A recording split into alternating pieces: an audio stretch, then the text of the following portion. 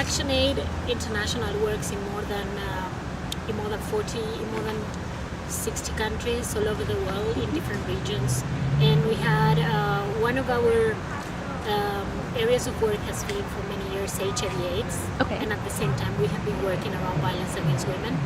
So there was this interest about looking about whether these two pandemics were fueling one another. So we started a whole consultation among groups and also looking at what we have been seeing at national and local level. And of course, 1 year after that, we came with the conclusion, and groups with us, that it was very important and prominent that we started looking at HIV/AIDS in the intersection with violence against women. So part of the response of responses to address HIV/AIDS should be inclusive of violence against women and girls policies. So the campaign that was launched in 2007 and still runs till today, it's looking at that intersection, which for us it's vital and very important. Okay. And what were the findings?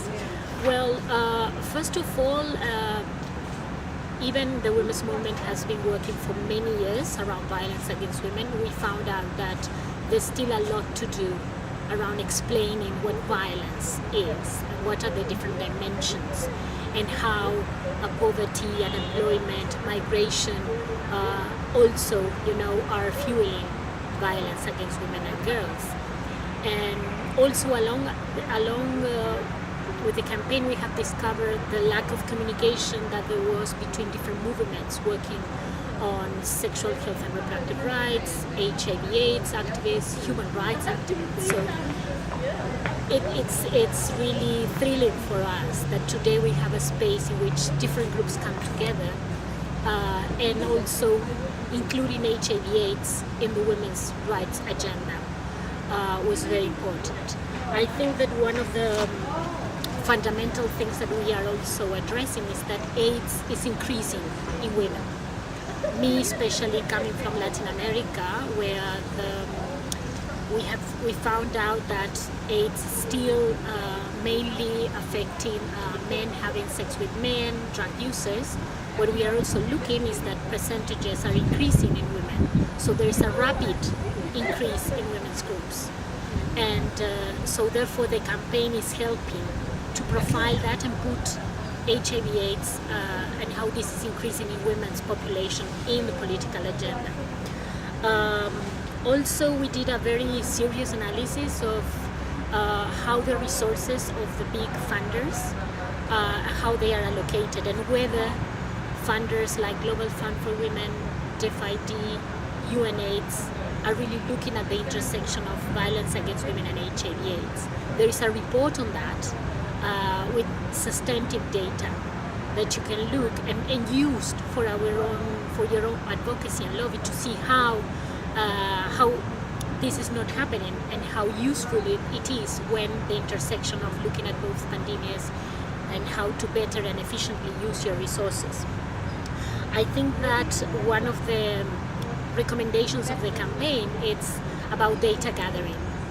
We have found out that it's data today, it's still not gathered or non-existent in terms of sex disaggregated data, ethnical disaggregated data, race disaggregated data. So it's very difficult to really ask for implementation of things when you don't have sufficient data. So that's one of our main asks in the campaign. It's collecting data and also in that gathering of data, how we put out there the different identities and how not to be discriminatory of different groups. Today what we are looking is that services are being discriminatory of certain populations, sex workers, transgenders, indigenous.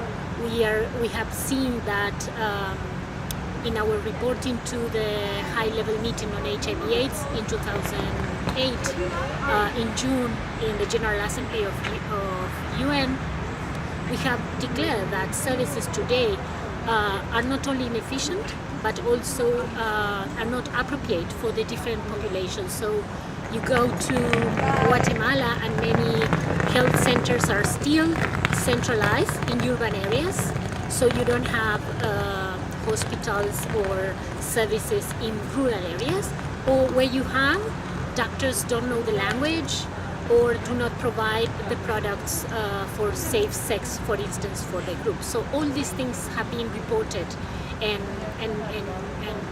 stated.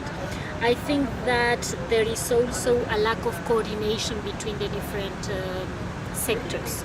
There is a need that the law sector, health sector come together to look at this multidimensional way of approaching both pandemics. Without that, what we are listening is to cases that when a woman is raped, for instance, and she goes to denounce that, she is seen only as a victim of violence, but not as a possible HIV/AIDS infection. So she's not given the prophylaxis, for instance. So many women today say, if I have been receiving that prophylaxis today, I wouldn't be an HIV/AIDS positive woman. But just because I was treated as a survivor of rape, so this is what we want to say when we say there should be an intersection. Also, I think that there is not enough education on the different rights of the women.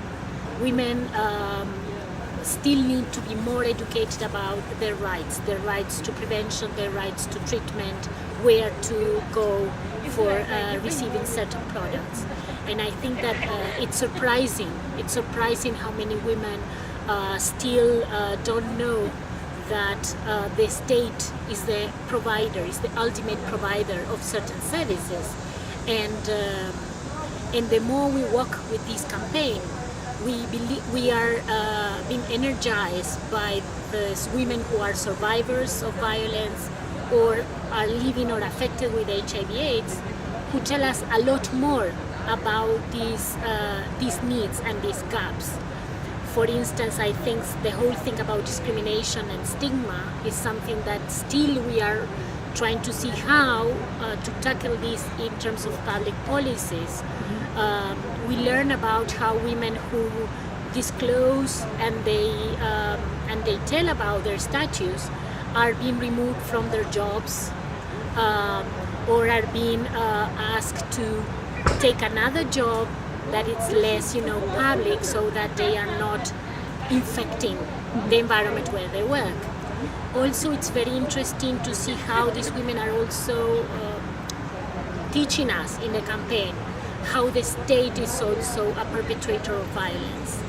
When the state doesn't provide a service, when the state doesn't give medicines, we are every day I open my email box and I receive messages from women living with HIV/AIDS that queue for hours in hospitals and they are just not being attended because the doctors know that they are positive women. So they are the last to be attended, they are the last to be operated, or they are only seen or attended when they are mothers because of the child. So I think that another message that we are getting from this work is that we need specialized services. We need more specialization of services that can really look at both violence and HIV/AIDS in a way that does not perpetrate violence, so that the woman is not labeled. And I think that we have to be also much more, tapping much more how these rights are being violated, so we don't get trapped in the normalization of violence. And so, because it's common to listen how these women are being treated, we tend to be trapped in this normalization of violence. So we need to be more assertive in talking about the discrimination and make public all these discriminations of violence.